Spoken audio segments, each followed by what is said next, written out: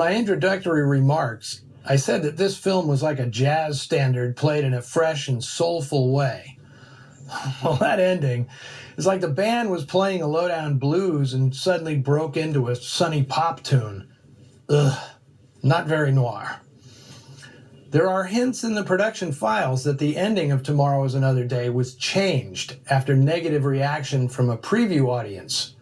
Probably the usual pack of Pasadena teenagers whose bad taste changed the endings of too many films that were meant to have downbeat conclusions. In this case, it's really a shame. Imagine this movie with a genuinely noir ending.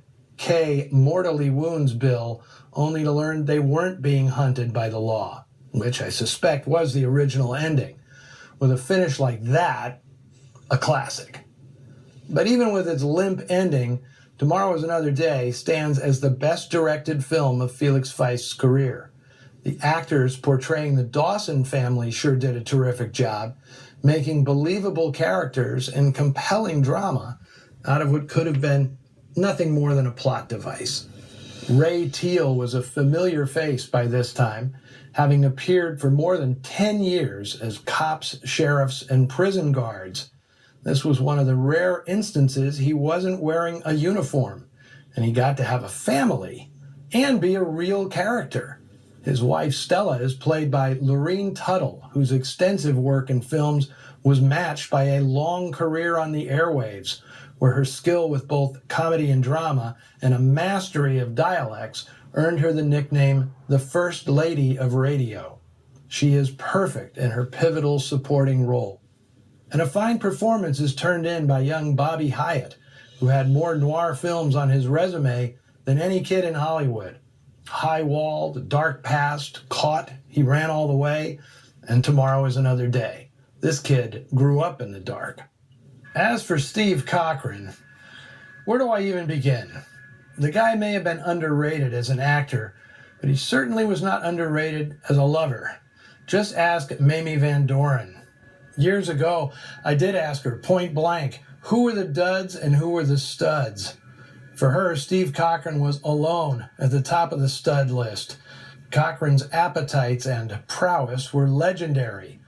Professionally, the actor formed his own production company in the early 50s, hoping to follow in the footsteps of actors turned producers like John Garfield, Dick Powell, and Burt Lancaster. He formed Robert Alexander Productions, using his real first and middle names, and produced one truly terrific film, Come Next Spring, co-starring Ann Sheridan.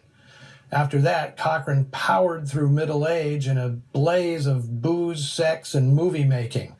It left him looking a little rough around the edges while still in his 40s. In 1965, after wrapping up what would be his last film, Tell Me in the Sunlight, which he wrote, produced, directed, and starred in, Cochran placed an ad for an all-female crew to help him scout locations for his next film, Captain O'Flynn.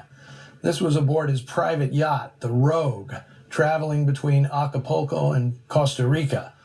11 days out, the boat was found adrift at sea, its mast broken.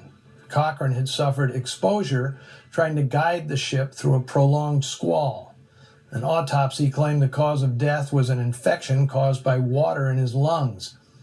Since none of the 3 crew members were competent mariners, Cochran's ad had specified no experience necessary.